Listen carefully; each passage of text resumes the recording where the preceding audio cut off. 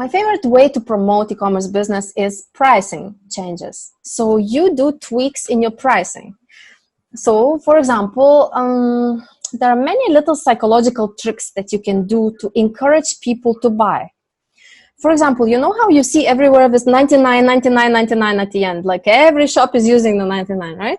So now, what happens by everyone using it? Well, first of all, the reason they even use it is because $29.99 and $30, the first one you read as 20-something, second one 30-something, right? So there's a significant difference. That's why they even use the 99. But, so that's very simple and basic concept why they switched to 99s. But how you can use it? So we became conditioned to the ending of 99 to believe that it's some sort of bargain. Oh, 99.99, something. Oh, I'm getting a good deal. Now, if you suddenly don't use the 99 in the end, that becomes, oh, it's not 99.99. So it's not so cheap then. So it's not a low quality. Must be a little bit luxury item. So see now, instead of 99.99, you will just use 20 rounded. And that 20 rounded gives completely different feeling in our brain because we are so used to this 99. This a little bit unusual, something different. Must be good, you know. So there you go. And that's how the luxury product appears. So now it all depends on your strategy. Maybe there are a lot of people who are using that strategy of targeting those bargain hunters on Amazon. And there are not enough products that are targeting the luxury buyers. So you will want to jump to that luxury buyers box by just bulking up your price a little bit and rounding it to 0. And suddenly you'll have a completely different buyer looking at your item. You know, so, and there are many other little tricks with the numbers. One more I will tell you that is very cool. So because of this 99.99 ending, now I said, we believe that 9 means a bargain, right? So you know what happens? If you're using 34 as a price or 39 as a price, actually 39 sells better.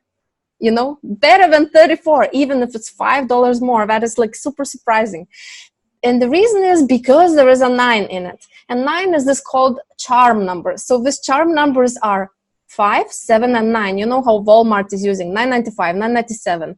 And always at the end, 5, 7s, and 9s. So in your numbers, if you switch your existing pricing to be, instead of even numbers like 44, 46, 48, I would never use these numbers. I would just use 45, 47, 49. And they encourage the click-through rate, you know, and on Amazon, click-through rate automatically means higher conversions. So you should totally use those psychological tricks with the prices. That helps.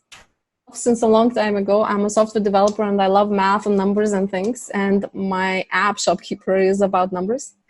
But in general, the psychology I discovered myself when I tried to apply something like that to my own prices. And I did a lot of split testing and I kept Googling pricing psychology and research I have researched the real research pieces, the papers that they wrote on this topic. And it's so interesting, you know, and I keep, until this day, I keep discovering new strategies and testing it on my products. So it's very interesting. On this topic, I actually talked in multiple conferences and Amazon sellers come to me asking for advice about it. They bring me their cell phone and they say, Paulina, can you tell me which product, you know, should be changed in price? And we look at it together and I advise on it. So I have a lot of experience with different categories. You know, there's a saying I've heard before that money loves speed. And when you launch a product on Amazon, the more aggressive you are, and I'll explain what that means, the more chance to have organic rankings. When I say aggressive, it means generating a lot of sales quickly. And so aggressive means, you know, if your competition is pricing at $19.99, you might price at $15 just to get those initial sales. Because the question you need to answer when you launch a product is, why would somebody buy from me?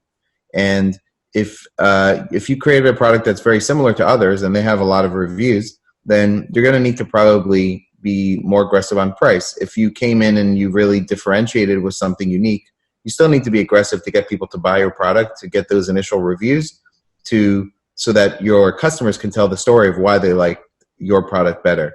So when I say aggressive, I mean your PPC, your sponsored ads, are not going to be profitable starting out, right? You're not going to convert as well today when you have 5, 10, 15 reviews, as opposed to when you have 50 or 100 reviews down the line. So when I say aggressive, it means losing money on your sponsored ads. It means pricing aggressively below maybe the market. It means doing all these things. The better job you do at choosing a product, the less of this you have to do, right? The more unique. So when there's two products side by side, the more there's a difference between them, the less the customer can compare apples to apples. You don't want the customer to be able to compare apples to apples, because if they're comparing apples to apples, they're going to look at reviews and price. But if they, in their mind, if they're comparing apples and oranges, they can't just look at reviews and price. And that's really what you want to get to. Price it right. You don't want to sell it something which is worth $10 and you're posting on $40 or $2 or $3. No, you want to price it right so that people think that this is what they're looking for, and it doesn't have to be cheaper, but just make sure that your price is in the right range so that buyers trust in. So they kind of think about the quality and their budget. So price it right. So that is one of the reason to boost these sales on Amazon. The old strategy was to reduce your price. And people, I think this still works. Reducing your price, obviously, to get sales on Amazon. If you have something that is, normally $50, all the other competitors are at $50, and you're at $25, you're going to get sales.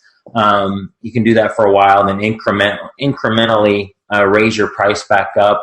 The whole idea for that is, and I'm sure you've heard other people say this strategy, is to get a bunch of people to buy that product, and it raises your listing up in the search results. So that's still a strategy that people do.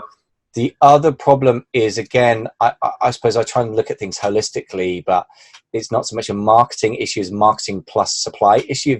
If you're over optimistic about the price you can sell something for, which is kind of a marketing decision, and you are then you build that into your cost price, it means that your break-even point is so high that if you have to reduce the price in order to actually move a substantial number of units, you no longer have profit. So I think it's extremely important to look at the market's pricing and then realize if you're going to take market share off something else that's already established in the consumer's mind, even gently established. I'm not talking about major consumer brands, I just mean private label type brands. You're still going to have to move them from that to yours, and you're going to have to probably have a somewhat lower price and better images and a better product. And you need to be realistic about that when you price that into your sourcing. Otherwise, you basically, they say your profit is made when you buy, not when you sell. I think that's true. So you need to just buy at a sort of with a pessimistic selling price in mind. And if the economics work like that, and you were wrong and the selling price could be higher than you hoped, then great, that's all gravy. You're going to make even more profit. So what are the common mistakes people do with the pricing mistakes? So there are different things. There's not really mistakes, but it's not thinking about the overall strategy of the price. You have to think about it before you even order from your manufacturer, because there will be one of the three boxes that you will target. There's three different types of buyers. There's the bargain hunter, there's the average spender, and there's the guy who doesn't care about the price at all, the luxury, big spenders, right? Actually, unfortunately, I'm in that last box. But that doesn't mean that the people who are in that box are rich.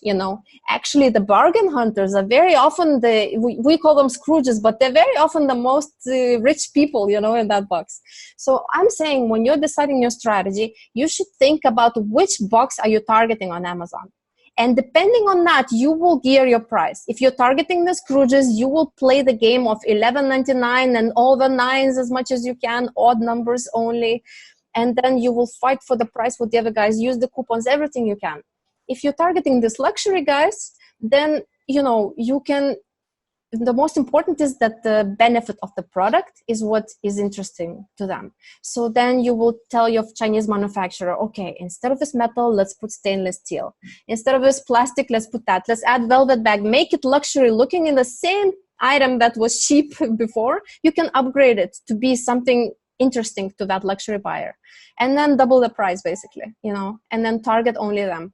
And so it always depends on what competitors are around you. If it's too much of that one kind of player, be that other kind of player. So always check your situation for your keyword, what other guys are there, and then decide from that. So that's the biggest mistake that they make. Sellers make. They don't even look or think about it. They just, I would never pay more than $35. All right, it's going to be 35. But that's completely wrong way to look at it, because then you're limited with your own financial limitation box, right? Try to climb out of your own box when you're deciding your prices. Think about other people that exist. Take a concept from a completely different industry and apply it here. Split testing, I mean, that's a conversion thing for websites, but we're applying it to physical products and pricing on a platform. That's pretty interesting, right? I like doing it. It depends. So I don't have a huge amount of knowledge and experience when it comes to private label, but the mechanics are pretty much the same. You still have to ask yourself, what am I optimizing for? Some sellers still want to optimize for per unit profit. What's the most money I can make per unit? But they forget the economics, right? Still supply and demand. So you need to understand, am I trying to make the most money in total, or am I trying to make the most money per unit? Completely different. And so I'm a fan of split testing pricing over a long period of time, right? So let's say 30 days, because you need a big enough sample size. I need to see that actually increase, assuming nothing else changed, right? That's the only variable we're changing here. Did that actually increase my total profit for the month compared to the previous one? If yes, great, keep it and maybe tweak it again. But yeah, I'm always a fan of doing stuff like this. I mean, it's the same framework and concept of split testing, or even just testing in general, PPC ads, listing optimization, things of that nature.